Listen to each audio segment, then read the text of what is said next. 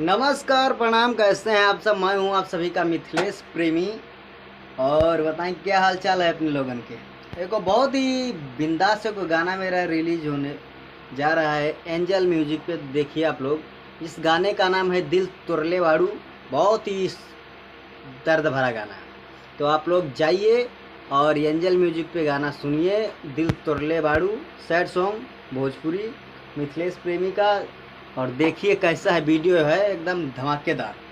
तो आप लोग जाइए, वीडियो देखिए और लाइक कीजिए, कमेंट कीजिए, शेयर कीजिए। बहुत ही बिंदास गाना है जो आप लोग देख सकते हैं इस गाने को।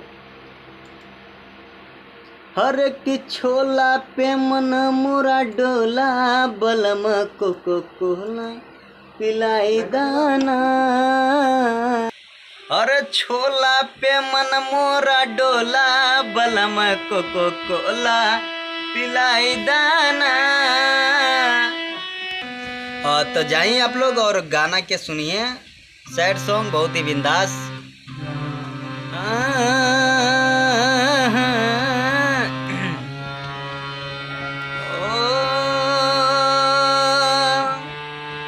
इधर हो रहा है रियाज, और यही जानकारी देवे खातिर वीडियो बनाए हैं। और जाइए आप लोग देखिए, बहुत ही बिंदास सैड सॉन्ग है।